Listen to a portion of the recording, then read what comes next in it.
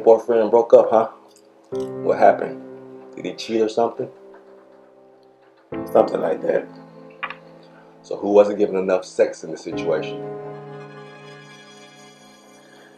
Are you gay? No. That's a dumb question. Why is it dumb? Because it's obvious I'm not gay. Not really. What you mean? Hold up. Frank, am I early? No, you're right on time. Mitchell was just leaving.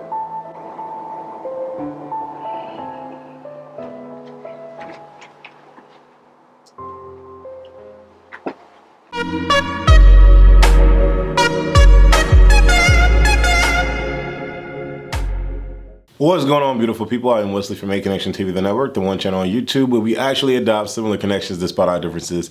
And welcome to my YouTube channel. I am going to be talking about episode 5, season 9, What Comes After, The Walking Dead. Rick Grimes is no longer a part of The Walking Dead on the AMC network. How do I feel about it? Let's dive deep into this particular episode by reviewing it. We all know what happened last episode where he was riding on a horse. The horse jumps up and he falls down on rebar and it goes right through his freaking stomach or the side and he's stuck. He cannot get up. The freaking rebar had to be at least like a good 2 feet or 3 feet of it. Anyways, we open this particular episode up with him realizing that he needs to get up. This episode is a series of flashbacks. And of course, we start this flashback off with him in a freaking hospital where he's laying in the bed. There's two versions of Rick. There's the subtle, subdued Rick, and then there's the angry, Rick, biting necks off of people because they try to molest Carl. That was like one of my favorite episodes. And so he is told to wake up, and he wakes up. And of course, he's surrounded by the zombies. Now, one thing that I didn't like about this whole setup is that before this episode, last week, it seemed like he was completely surrounded. Now, all of a sudden, we come to this episode and the zombies are only coming from 2 locations. So he has a 3rd location to escape from, which for me, it's like, why didn't he just go straight? Last episode, if he had the opportunity to go straight, why did he keep turning all around? Anyways, I guess you could say Wesley, the horse got frantic, leaped up, and then he fell on the rebar. Whatever. But he has to take a belt off his waist, flip it over the rebar, and hoist himself up so that he can get off of the rebar. This man is freaking tough. Of course, this would only happen in the movies. But then again, we've seen some fantastical type situations occur in real life. And I'm rooting and raving for Rick because he's Rick Grimes. He's able to get himself off of the rebar, and for whatever reason, this horse, we're gonna call her Nancy. Nancy is just chilling. And I don't understand why the horse is staying there this long, but she's chilling, waiting for Rick to come off the rebar. Like, yo, bro, get off the rebar. We have zombies coming. I'm here to help you, but yeah, I'm chilling. Or maybe she was just eating some grass. Or maybe she was so, like, lost or shocked or amazed by what was approaching her and Rick that she decided to say. Either way, he gets off the rebar, he hops on the horse, and then he's galloping out. And when I tell you, Andrew Lincoln is like a fantastic actor because even though we know he was not hurt at all, I felt like he was hurt. I saw he was hurt, and goddamn it, he was hurt. Then we move to Jadis, aka Ann. And she's calling the helicopter community. And she's like, listen, I need to get off this freaking place, out of this freaking place. I have an A. And I'm like, okay, there's nobody next to her. Who the freak is she talking about? But then I'm like, maybe she's gonna be Jadis and set them up. Like she set all these people up. And then I'm so confused by this A and B bullcrap. She, once upon a time, was in a junkyard filled with people. Was she exchanging people then? Will we ever know what the hell was going on? And now all of a sudden she has access to this helicopter community and she communicates to them and tells them I have an A and a B? I don't know what twisted dynamic they're trying to create with this whole movie franchise, spin-off series, and all of the sort, but it's a bit of a far stretch for me to believe that we had access to this helicopter people. We've only seen them like a couple times and don't even know where they are, where they come from, or what's going on. But they show up in the last episode of Rick's existence on the show. Very convenient. Rick is falling in and out of sleep. And I do have to say that this Nancy was a freaking soldier. The fact that she was able to carry this man in this particular situation as far as he needed to go, she's a beast, okay? Maggie, we see Maggie viciously kill a zombie. You know, it's very interesting. We didn't see Maggie in the flash forward. I don't remember seeing Maggie in the flash forward. I could be incorrect, but I don't remember seeing Maggie in the flash forward. So, what happens? Do we see what happens? Do we see that? I'm getting ahead of myself. But Maggie viciously kills a zombie and she's loving every bit of it. Rick, still on this horse, finds an abandoned like cabin slash little house. And in the house, you see a ton of bullet holes going through it. You see 2 dead bodies and a gun. And I'm like, okay, he grabs a rag that has to be filled with nothing good. Okay, bacteria and all, and he rips it up and wraps it around him. He's a trooper, right? Then we get a flashback or a scene of mental stuff. He's lost, okay? An hallucination, a daydream of sorts, whatever. And he's in the car with Shane. Now, we all knew that this was reported that he was going to be back on the show. We didn't know what form or fashion. Obviously, it would have had to be this because the boy's been dead since season 1, season 2, whatever. And so he's been gone for a long time. And so they have this intense conversation. And, you know, Shane says, "You are an asshole." He takes full credit for it. Rick says, "I didn't want it." Then Shane says, "But you took it." Rick says, "It has to be me." Shane says, "No, it has to be me." Then Shane says, "Kneel, find the rage within. It's the only way for it to get done. Find it." He says, "Wake up, zombie." And, you know, of course, he said, "Wake up," not "wake up, zombie." And of course he says, "Wake up," and Rick is near a zombie. I thought that was a cool scene. I liked it. This conversation was intense because they joked about Judith not being his, and Rick didn't seem overly emotional by the concept, and they were just throwing jabs at each other. And in Shane's old-fashioned way, he was the perfect asshole. And I could just imagine if Shane was alive and had to have run into Negan, Negan would not be in existence right now. And I'm so convinced of that. What do you guys think? Right when the zombie appears after this Shane daydream or Shane hallucination, we are immediately jumped to a scene of Michonne and Judith. Once again, Michonne is playing Mommy Michonne. And I, at this point, feel aggravated. I feel lost. I feel upset. I'm like, there's no way that Rick Grimes is going to go through this huge experience and no one not know about it. I know the writers are not going to write this into the freaking show. They can't be that silly. Okay, and so I have like a pit in my stomach and I'm like, come on, Michonne, come on. But then Michonne is interrupted by one of the most frequent Alexandrians, and, you know, it's told that Maggie is here to see Negan, of course. And so Michonne then appears out of nowhere at Negan's prison cell or holding cell. And I'm like, damn, she got there fast. And then all the while I'm thinking, how is this gonna go down? Michonne then says, "Step back." Michonne says, "Glenn wouldn't want this. Hershel wouldn't want this." Maggie says, "If this was you, would you have been able to go on this long time?" She said, "You would have handled this a long time ago. It has been a year and a half and I can't deal with it," says Maggie. Michonne gives her the keys and Maggie goes inside. This was very interesting because I was hoping that they wouldn't fight, but then it just seemed too easy. Like, what is the point of standing in front of her if you're just gonna give her the keys? But then again, they had to have had this conversation, right? And we have to be concerned with or care about or listen to the mention of Hershel and Glenn because they were prominent characters in the show, period. Maggie enters the cell. She says, "Get on your knees." Negan taunts her, says how I bashed his head in. Negan says, "Killing your old hubby, your old man was fun." Negan pleads to Maggie to kill him so he can be with his wife. Maggie says, "You are already dead. Get back in your cell." Now this was very interesting. The reason why I say that is because she went in with the intent to kill, but came out with a resolve about the whole situation that I never would have thought would have ended up being the case.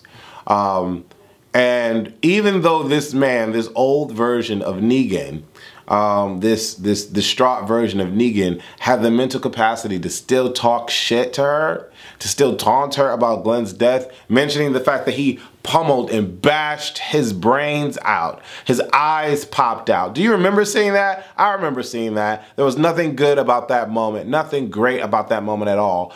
AMC drilled that thought into our brains, his brains popping out and gushing out. And Negan didn't have any problems admitting that he had fun doing it.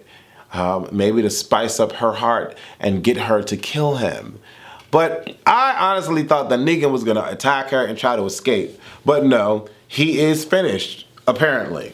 And I don't know. I thought that the situation would have happened differently. I thought that it was like a ploy. He was playing her just so he could survive. But I guess he really wants to be killed. He really wants to be dead. He doesn't want to spend his existence in a holding cell, which I guess makes it more of an understanding reason as to why Rick Grimes kept him there, I guess. I don't know. Something tells me that I really wish they would have went differently with that direction. Like, I really wish Maggie would have killed him.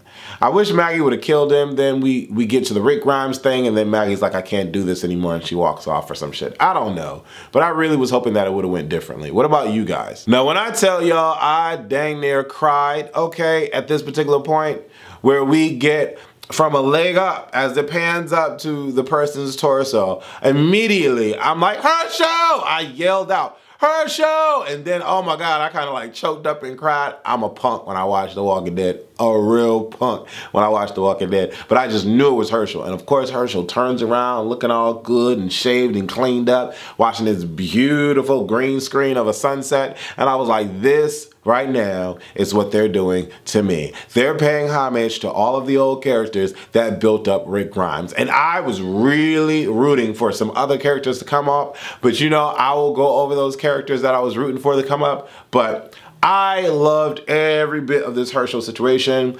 Hershel comes into the flashback. I damn near lost it. Rick is closing all of the chapters. Rick apologizes and cries. Hershel says, my daughter is strong. He says, I need to find my family. I need to keep them together. Rick says, I am tired. He says, maybe I can find them here.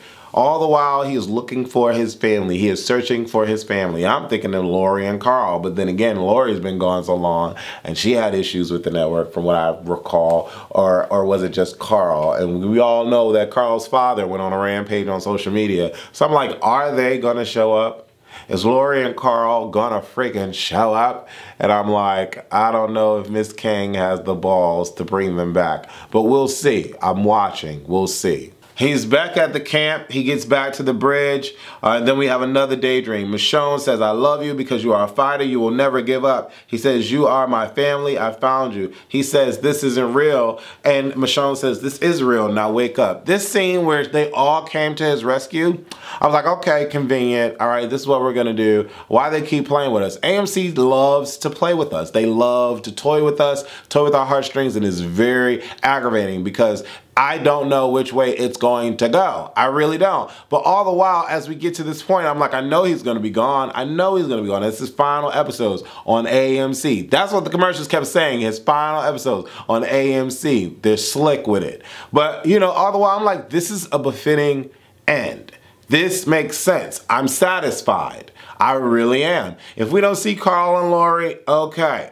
Oh, well. I'm satisfied. I just don't want him to die alone. That's what I didn't want to have happen. And of course, that was another daydream of flashback. But I called this out last review. I said he's going to go back to the bridge and he's going to have these zombies fall through the water or something's going to happen with the bridge. I said that, and it was very convenient how they left a whole ton of fucking dynamite on the bridge. Where did that come from? Okay, writers. But I knew that this was gonna happen. I knew they were gonna come back to this bridge, okay? So he walks across the entire bridge, and he realizes that the bridge holds because the whole horde of people of zombies are on the bridge. And he's shocked at the fact that the bridge is holding. And outside of that, we all of a sudden see darts and arrows spewing through the zombies' heads, and I'm like, okay, Daryl's here.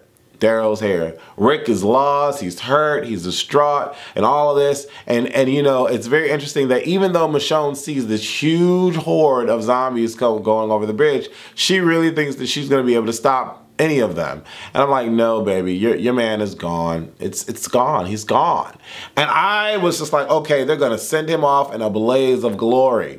I was completely satisfied at this point. I get to see Daryl break. I get to see Michonne freaking break. I get to see Lauren Cohan, aka Maggie, break. I get to see Melissa McBride break. I get to see everybody break. That's what I wanted to see. I wanted to see them see their leader perish. And we get this huge explosion. And I'm like, okay, great. This is what I wanted to see. Thank you for paying us forward. Okay, thank you. But then again, I'm like, how is he gone? Because the dynamite was in the center of the bridge, and the center of the bridge is what exploded. Rick was on the far end of the bridge. I'm like, it was that big of an explosion that we're just gonna say, okay, he's gone. No, something's up. I'm not feeling it. I don't understand what's happening. Then all of a sudden, we see Ms. Jadis again, and she's talking about her products, A and B, neither of which she has, but then she sees something. She sees the billowing smoke, she sees the zombies coming down the river, and she sees Rick Grimes laying at the bank of the river. I'm immediately upset because I'm like, why is this man still alive? AMC is always jerking with us, and I don't appreciate it. It's like AMC is right stroking us completely raw, and their hands are chafed. I'm upset. This is painful. Why am I watching this? Why is Jadis talking about she has a B, not an A? This one is strong, and I need you to help. I need you to help. She throws away the gun, because in the minx, I'm thinking she's about to get these helicopter people and take the helicopter. But she throws the gun, and she's like, I have a B. Let's save him. I have a B. And then all of a sudden, Rick is flown into the sky. And then we flash forward, and the same shot is filled with growing green trees. And amongst all of that, we see new people who seem to be able to hold their own and fight. I am confused by this diverse group of bandits, if you will. I'm like, they just threw a splash of Kool-Aid here and a splash of everything. Like, everything is represented in this small ragtag group of people. And then all of a sudden, pop, pop, pop goes the weasel, and you hear this young voice. I'm like, okay, what's going on? What's going on? Then all of a sudden, we see this little hand grab this Carl hat, and I'm like, okay, Judith is here. Judith is bearing a sword, a gun, and all she was missing was the straw. And I'm like, wow. So we're just gonna say, forget the Rick Grimes legacy, and we're just gonna start fresh and start new. Okay, but who's with Judith? We see Michonne with her gray dress is laid to the side, giving female Ezekiel tease. I was like, okay, I'm here for the flat hair, and then the dreads just come down. We see Carol, who has filled with gray hair. I'm like, okay, they still kicking almost 7, 8 years later, because Judith by this point needs to be at least somebody's 10 or 11. So, okay, years later, this is what we're getting. So we're not gonna care that Rick is gone. We're just gonna push on forward. We're still stuck in the same humdrum location. Still don't have a fix for this zombie bull crap. Okay, and so because we're flashing forward, the connective tissue between Fear the Walking Dead and Walking Dead is what? I don't understand. Not to say that I watched the Fear the Walking Dead, because I really didn't. But I'm gonna say that Rick Grimes should have stayed dead. I don't know if I'm going to really go to the movies to see this, and I don't know if I'm going to be a part of the movie events on AMC to see any of this Rick Grimes storyline, because Jadis, I'm not a fan of hers. And it sucks, because now Rick Grimes is thrown into dealing with all new characters. And I just have to live with the fact that Rick Grimes is the only one that I love. No. I love Carol. I love Norman Reedus. I love Denai Guerrera. Those are the characters that I love. And those characters are still stuck on AMC. Granted, Melissa McBride has a $20 million deal to continue her shenanigans on this show. Granted, Norman Reedus has a $50 to $90 million deal, and he was not even an original character on any of the comics to continue his AMC shenanigan deals. And then we have Denai Guerrero, who has been in talks to have her spinoff go, but of course, she's on to better and more prosperous things with the Marvel Cinematic Universe, and quite frankly, that could become a little bit more difficult for her to maintain her run on AMC. But I'm digging the flat head and the braids, dreads to the side, and I'm digging the fact that Judith is older. I wish Judith would have been a teenager. That would have been dope for me, because it's not too much that this little girl is going to do with a katana, not unless she's that dope. I need you guys to leave your comments below about this particular review. Let me know what your thoughts are. Click the thumbs up button and subscribe to A Connection TV if you aren't already subscribed. Thank you for the 104,000 subscribers that are here still kicking it with me. But I would love for you to do me a favor. Subscribe to my aconnectiontv.com website. It's a website that houses original scripted content by yours truly. There are cartoons, exclusive interviews, some of the old AC Online videos, A Connection TV era videos. Mona Simone is getting her own show on that, and more shows are in production. So there are 12 shows in production. So definitely support if you're able to. It is one McDonald's meal a month, you people. One McDonald's meal a month. And if you can't do that, what I would love for you to do is just hit that follow button on the subscription channel, A Connection TV, not A Connection TV, ACTV, the network on Instagram. That would be super dope. I would love to get that Instagram following over 5,000. Thank you guys for watching. Please leave comments below, and don't forget to click that thumbs up button. Deuces. I took care of you. I was there. I'm family. Switch your tone, Bayard. Or is that even your name? Are you really my cousin? Always try to figure out where that money came from. You ain't never worked. I ain't want to ask you because I ain't want to make you uncomfortable. You always at home. And you got all this money. What do you do? Cousin. This is not about me. No, you wrong. This is about you. I blame you just like I blame that man I never met. I'm taking you to see him now. Oh, no, you not. I have nothing to say to him. Nothing at all. He's dying. So?